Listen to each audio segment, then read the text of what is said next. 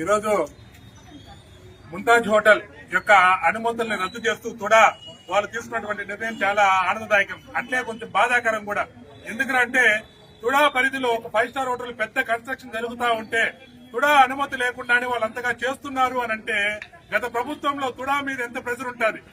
ఎక్కడ చిన్న కట్టడం స్టార్ట్ చేస్తేనే తుడా అనుమతి లేకపోతే పరిగెత్తుకుంటా పోయి దాన్ని క్యాన్సిల్ చేసే తుడా అధికారులు దాదాపు 20 ఎకరాల్లో 5 స్టార్ హోటల్ అనుమతి కన్స్ట్రక్షన్ జరుగుతా ఉంటే వీళ్ళు ఆపలేదు అని అంటే ఏ విధంగా ప్రభుత్వం ఏ విధంగా అడ్డుపడింది అది అధికారులని మనం చూడాలి.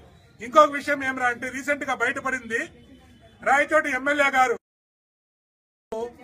ఏదైతే మనం ఇప్పుడు ఆ హోటల్ గురించి కొట్లాడుతున్నామో ముంతాజ్ హోటల్ క్యాన్సిల్ చేయాలని దాని పక్కనే 5 ఎకరాలు ఏదైతే మన దేవులకు వాళ్ళ దగ్గరే బలవంతంగా రాయించుకున్నారు. 5 ఎకరాలు రాయించుకొని ఆ 5 ఎకరాల్లో మన బ్రిటిష్ సంతతికి చెందినటువంటి హయత్ హోటల్ 5 స్టార్ హోటల్ దానికోసం దాన్ని తీసుకొని ఉన్నారు. ప్రభుత్వాన్ని వేడుకుంటున్నా, దయచేసి దీన్ని బయట పెట్టాలని మన స్వాముల ముందు అందరి ముందు మీకు తెలియజేస్తున్నా.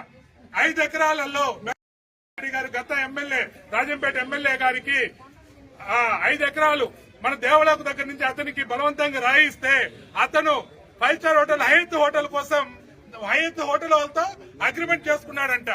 దీనికి సంబంధించిన జీవో దీనికి సంబంధించింది కూడా బయట పెట్టి దాన్ని కూడా లేకుండా చేయాలని మన తుడావారిని కావచ్చు, అలాగే టీటీడీ చైర్మన్ గౌరవనీయులు బిఆర్ నాయుడు గారిని నేను వేడుకుంటున్నా.